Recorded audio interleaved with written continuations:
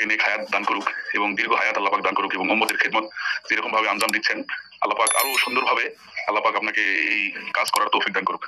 ওস্তাদজি আপনার সবকগুলোর সাথে সাথে শুধু আসলে তদবিরই শিক্ষা হচ্ছে না, এর সাথে সাথে আমাদের রুহানি চিকিৎসাও হয়ে যাইতেছে।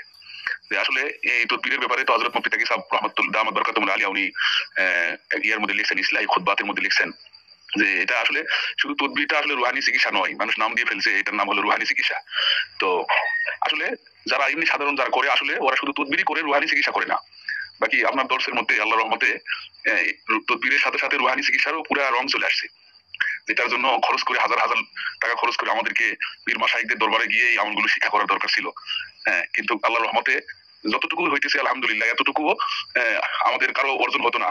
হ্যাঁ, তো আল্লাহ পাক আপনার ওসিলায় এই রুহানি চিকিৎসাগুলো, রুহানি বিষয়গুলো যেমন মুরাকাবা শিখাচ্ছেন ওস্তাদজি আমাদেরকে, এরপরে সকাল সন্ধ্যায় নিয়মিত আমল, তো এগুলো আলহামদুলিল্লাহ অনেক উপকারী ওস্তাদজি।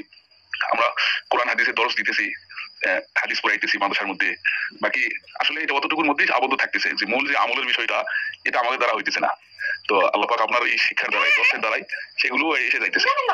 এই জন্য আপনার জন্য আল্লাহ পাক আমাদের সবাইকেই এই তৌফিক দিক যেন আপনার জন্য আমরা দোয়া করতে পারি, এবং বিশেষ করে আমি আপনার জন্য খাস করে দোয়া করবো ওস্তাদজি। যতদিন আল্লাহ পাক হায়াতে বাঁচিয়ে রাখবে আপনার জন্য আমি দোয়া করবো, এবং আল্লাহ পাক যেইভাবেই হোক আপনাকে সহযোগিতা করার জন্য আল্লাহ পাক আমাদেরকে সুযোগ করে দেন। এই জন্য ইনশাআল্লাহ আল্লাহ পাকের কাছে আমি দোয়া করবো ওস্তাদজি। ওস্তাদজি আমার জন্য একটু দোয়া করবেন, আল্লাহ পাক যেন আপনার রুহানি ফায়েজ যেন অর্জন করার তৌফিক দেয়। আসসালামু আলাইকুম ওয়া রাহমাতুল্লাহি ওয়া বারাকাতুহু। আসসালামু